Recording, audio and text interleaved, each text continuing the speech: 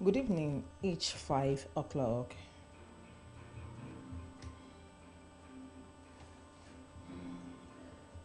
I am Adeyege Bamigbade with the 5 o'clock news, broadcasting live from Splash FM in Alaye, Ekiti State. First, the top stories. Reps move to stop Army policy returning XSCC, DSSC officers early. Senate backs adding more charges to clear backlog. Foreign news, UK police launch Nigerian man after prison escape. To the news in detail.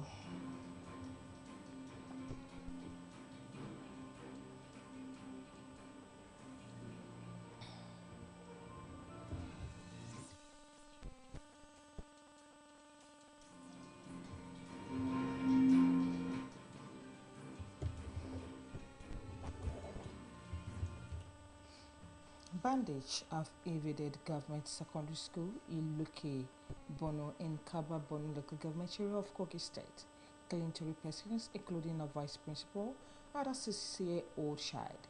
The attack, which occurred at about 10 a.m. today, threw the community into mourning and heightened concerns over security in the area. Confirming the incident in a statement issued today by its spokesperson, ASP Saliu Afusat, the Kogi State Police Command said a large number of armed bandits operating on about 40 motorcycles invaded the school with the suspected intention of admitting students and other residents. The Commissioner of Police has ordered sustained bush combing operations and confidence building patrols in the affected area. According to the command, joint security operatives are still conducting intensive operations to apprehend fleeing suspects and prevent further attacks. Members of the public were urged to remain calm and assist security agencies with credible information.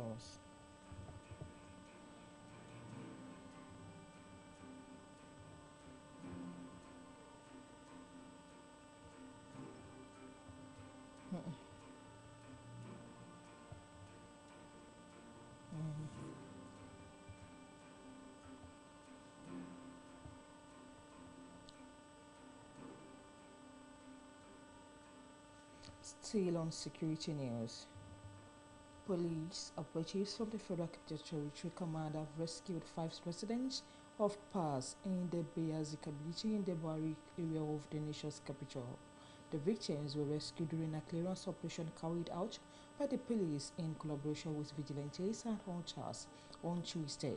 A statement today by the command spokesperson Josephine Ade said that during the operation, 2 of the kidnappers were gunned down, while 2 others were arrested. Ade said 2 AK-47 rifles were recovered from the suspect. Our correspondent gathered on June 5th that armed men kidnapped 4 residents and killed a vigilant team member during an attack on the Bayezi area of Kuba, Wari Area Council of the Federal Capital Territory.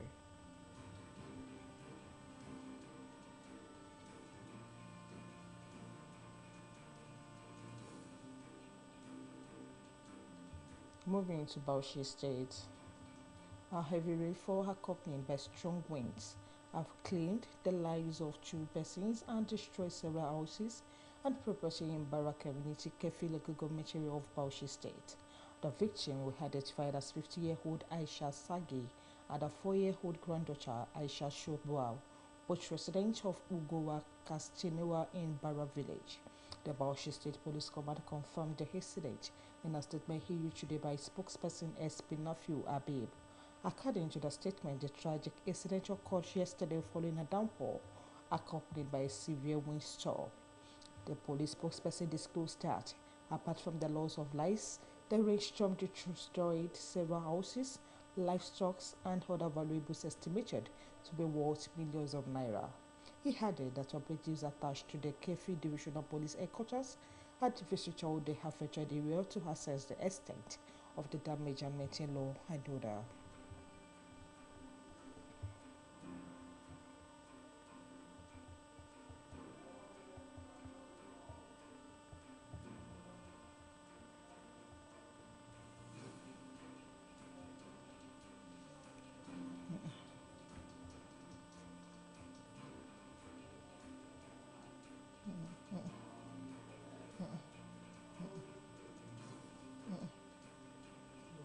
power.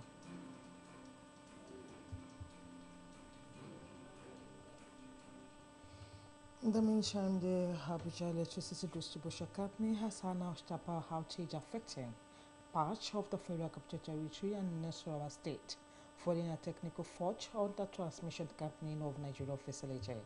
AEDC disclosed that in a notice issued on its Facebook page today, the company said the outage resulted from a fault on the TCN 132 kV Apple/Carry Line 1, which disrupted bulk electricity supply to several areas. This outage comes amid Nigeria's long-standing electricity crisis, where demand consistently outstrips supply. AEDC, one of the Nigeria's DISCOs, serves the FCT and parts of Nasarawa, Niger, and Kogi states.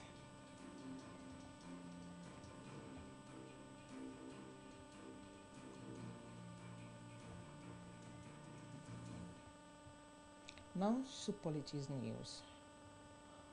The deputy governorship candidate of the All Progressives Congress in Lagos State, Damilola James, has expressed gratitude to God, President Bola Ahmed Tinubu, party leaders and supporters following her nomination. In a statement he issued on her X handle today, James attributed her emergency to divine grace and providence. She described the nomination as a reflection of the opportunities available in Lagos and a testament to the state's tradition of inclusiveness and progressive politics. The APC deputy governorship candidate acknowledged the role played by party leaders, elders, and members across the state in an emergency. James pledged to work closely with the APC governorship candidate, Dr. Kadri Obafemi Abzat, to sustain and expand the developmental strides recorded in Lagos State.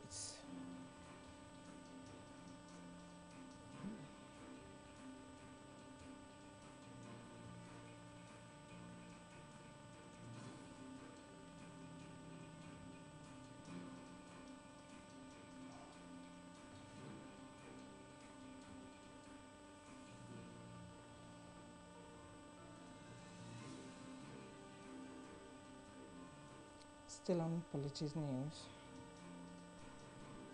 A chieftain of the African Democratic Congress, Kenneth Okonwo, has released what he described as evidence to support his allegation of bribery involving the presidential candidate of the Nigerian Democratic Congress, Peter Obi. Okonwo, a former actor-turned politician, had on Monday alleged that Obi and other NDC leaders in the Southeast collected 10 million naira and 20 million naira from House of Representatives and senatorial aspirants, respectively. The former Anambra State Governor, through a letter dated June 9, 2026, issued by his lawyers led by Alex Ejesime's son, demanded 5 billion naira in damage and a public apology from Okonwo. The former spokesperson also warned that any legal action could lead to the disclosure of information he acquired while serving in that role. Okonwo is a former ally of Obi, but went their separate ways after the latter defected from ADC to NDC.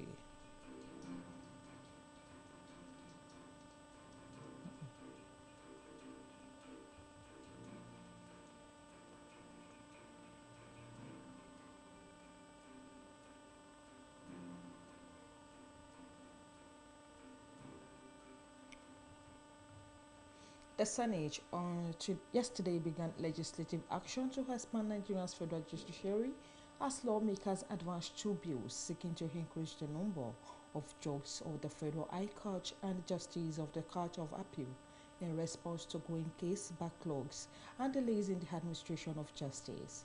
The bills, which secured second reading during plenary, were subsequently referred to the Senate Committee on Judiciary, Human Rights and Legal Matters for further legislative scrutiny and are expected back before the chamber within 4 weeks. Leading debate on the first bill, which seeks to amend existing laws to increase the number of judges of the Federal High Court, Senate leader Senator Kweyemi Bamidele said the proposal had become necessary due to the expanding responsibilities of the court and the rising volume of cases before it. The Senate action comes amid increasing calls for reforms to ensure faster and more effective justice delivery across the country. The bills will now undergo detailed committee review before returning to the Senate for further consideration.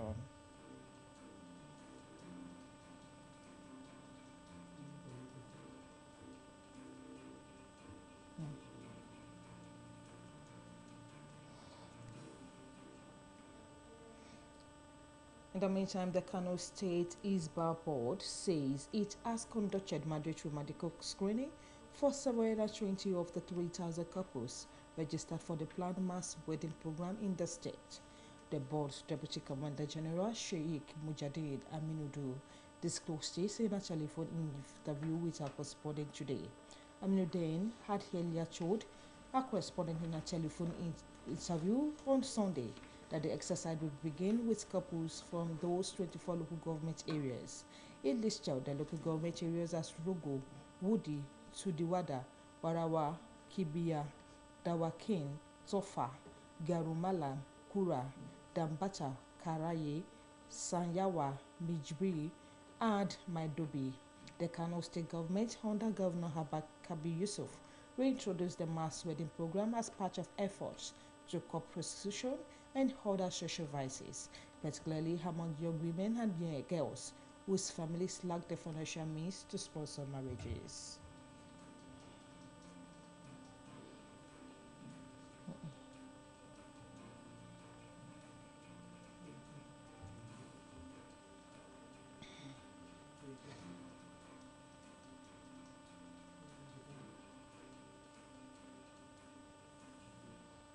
In the meantime, the House of Representatives has moved to stop the Nigerian Army's policy of automatically merging years spent in service as soldiers with years served as commissioned officers, warning that the practice is forcing experienced personnel out of service prematurely and creating a avoidable manpower shortage.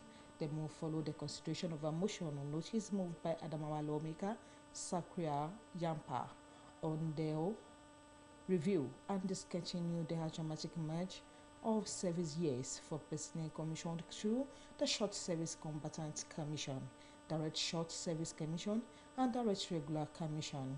Presenting the motion, Yampa noted that the Nigerian Army currently operates a policy that automatically merges years spent in service as soldiers with years served as officers after commissioning. The EU has generated growing concern within military circles, which have featured personnel warning that the policy could lead to the loss of experienced officers at a time when the armed forces continue to grapple with multiple security challenges across the country.